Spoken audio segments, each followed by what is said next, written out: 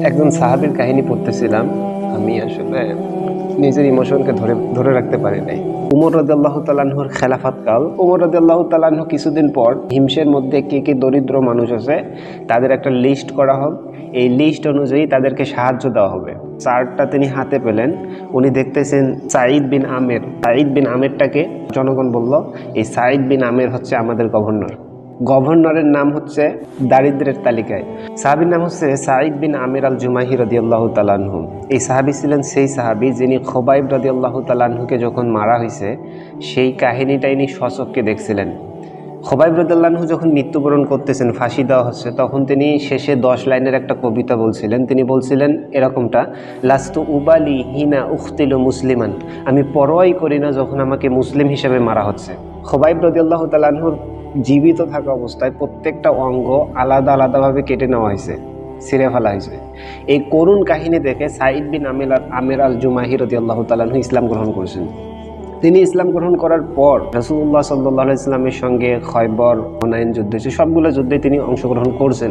তো যখন রাসূল সাল্লাল্লাহু আলাইহি ওয়াসাল্লাম মৃত্যুবরণ করছেন, উমর রাদিয়াল্লাহু তাআলা আনহুর খেলাফত কাল, ঠিক সেই সময় উমর রাদিয়াল্লাহু তাআলা আনহু এই সাহাবীর মেধা, যোগ্যতা, আল্লাহ ভীতি সবকিছু আগে থেকেই জানতেন। এই সাহাবীকে তিনি চয়েস করলেন হিমসের গভর্নর করার জন্য।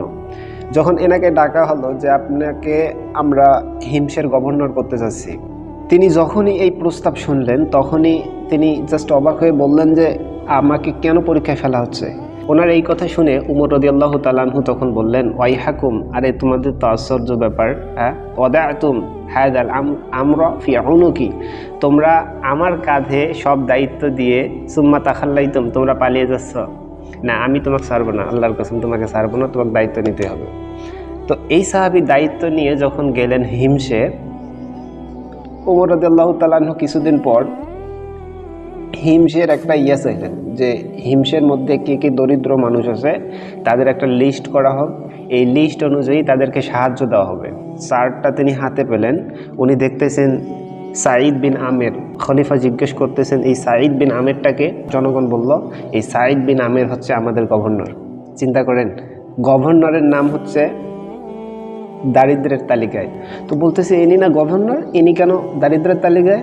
তখন জনগণ বলতেছে ইনি এমন একজন মানুষ যার এমনও দিন যায় বাড়িতে চুলা জ্বলে না, খাবার নাই, খুব সাধারণ। উমর রাদিয়াল্লাহু আনহু অবশ্য যখন তাকে গভর্নর নিযুক্ত করেছেন তখন তাকে একটা ভাতা দেওয়ার তিনি প্রস্তাব করেছিলেন, কিন্তু তখন তিনি বলছিলেন যে আমি সাধারণ জনগণ হিসেবে যে ভাতাটা পাই সেটাই আমার জন্য যথেষ্ট। তিনি গ্রহণ করেন নাই ভাতা। তো এই ঘটনার পর উমর রাদিয়াল্লাহু তাআলা আনহু 1000 স্বর্ণ মুদ্রার একটা থলে ওনার জন্য পাঠালেন। যখন ওনার হাতে পৌঁছাইছে ওই প্রতিনিধি দলের মাধ্যমে, তিনি যখনই 1000 স্বর্ণের এই থলেটা পেলেন তখন তিনি জাস্ট অবাক হয়ে বলতেছেন, দাখালাত আলাইয়া দুনিয়া লিতুফসিদা আখিরাতি, হায় আল্লাহ, আমার তো দুনিয়া বাড়িতে ঢুকে গেছে আখিরাত নষ্ট করার জন্য। তিনি তখন তার স্ত্রীকে বলতেছেন খুব মারাত্মক একটা সংবাদ। কি সংবাদ? কারো মৃত্যুর সংবাদ নাকি? তো বলতেছে না, কারো মৃত্যুর সংবাদ না। স্ত্রী বলতেছে তাহলে কি মদিনা থেকে যুদ্ধর পরাজয়ের কোনো সংবাদ হচ্ছে? তো তিনি বলছেন না, তার থেকে বড়। কি হয়েছে? যে তখন তিনি এই কথা বলছেন যে দুনিয়া আমার বাড়িতে ঢুকে গেছে আখিরাত নষ্ট করার জন্য। তখন স্ত্রীও বলতেছে তাহলে আপনি দুনিয়াকে বিদায় করেন তাড়াতাড়ি। তখন তিনি 1000 স্বর্ণ মুদ্রা সবাইকে ভাগ করে দিয়েছেন। কিছুদিন পর উমর রাদিয়াল্লাহু তাআলা আনহু স্বয়ং হিমসে আসছেন। তো আসার পর হিমসের জনগণ উমর রাদিয়াল্লাহু তাআলা আনহুকে 4টা অভিযোগ করছেন গভর্নর সম্পর্কে। তো উমর রাদিয়াল্লাহু তো অবাক হয়ে গেছে যে এনাকে তো আমি অনেক ভালো মনে করি, এনার যোগ্যতা, আল্লাহ ভীতি সবকিছু ঠিক আছে, তাহলে 4টা অভিযোগ মারাত্মক। তো তিনি গভর্নরকে ডাকলেন, সাঈদ বিন আমির আল জুমাহিকে, জনগণ সবাই সামনে। 1 নম্বর অভিযোগ, তিনি প্রত্যেক দিন দপ্তরে দেরি করে আসেন, অফিসে দেরি করে আসেন। তো তাকে জিজ্ঞেস করা হলো আপনি দেরি করে আসেন কেন? দেখেন উত্তর, তিনি বলতেছেন এটা আমার ব্যক্তিগত বিষয়, যদি আমি প্রকাশ করতাম না, কিন্তু যেহেতু প্রশ্ন করা হলো তাই বলতেছি। আমার বাড়িতে কোনো কাজের লোক নাই, সকালবেলা উঠে রুটি ডলতে হয় আমাকেই, সব কাজকর্ম করে তারপর অফিসে আসতে হয়, এই কারণে আমার দেরি হয়ে যায়। এটা দেখেন, সুবহানাল্লাহ। দ্বিতীয় অভিযোগ হলো যখন রাতের বেলা তাকে ডাকা হয় কোনো প্রয়োজনে তিনি সাড়া দেন না। আবার তাকে বলা হলো কেন সাড়া দেন না? তখন তিনি উত্তর দিচ্ছেন যে দেখেন এটা আমার ব্যক্তিগত বিষয়, আমি তো এটার উত্তর দিতে চাচ্ছি না। তারপরে যেহেতু প্রশ্ন করা হলো তাই উত্তর দিচ্ছি। সেটা হলো রাত্রিবেলায় দিনের বেলায় তো আমি রাষ্ট্রীয় কাজকর্ম করি, রাতটা পুরোটাই আমার আল্লাহর জন্য দিয়ে দিছি, আল্লাহর ইবাদত করি, এই জন্য কেউ ডাকলে আমি সাড়া দিই না। 3 নম্বর অভিযোগ যে তিনি মাসে একদিন আমাদের কাছে উপস্থিত থাকে না, একদিন দপ্তরে অফিসে আসে না। তো তাকে জিজ্ঞেস করা হলো কেন মাসে একদিন অফিসে আসেন না?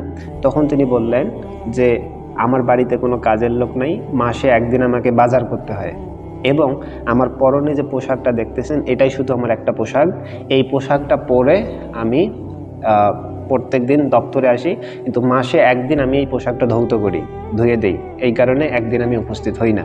সুবহানাল্লাহ। 4 নম্বর অভিযোগটা শুনলে আপনি অবাক হয়ে যাবেন। তাকে বলা হচ্ছে, তার সম্পর্কে অভিযোগ করা হচ্ছে তিনি হঠাৎ করে আমাদের সামনে হঠাৎ করে অজ্ঞান হয়ে পড়ে যান, যেন আমাদের কাউকে চেনে না, অজ্ঞান হয়ে পড়ে যান। উমর রাদিয়াল্লাহু আনহু জিজ্ঞেস করতেছেন সাঈদ বিন আমেরকে,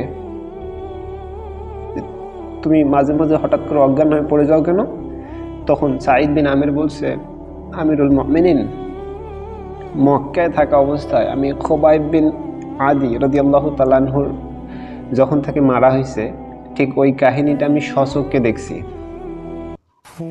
তাকে এত নির্মমভাবে মারা হয়েছে, এমনভাবে মারা হয়েছে যে কাহিনীটা যখনই আমার স্মরণে আসে আমি তৎক্ষণাৎ অজ্ঞান হয়ে পড়ে যাই।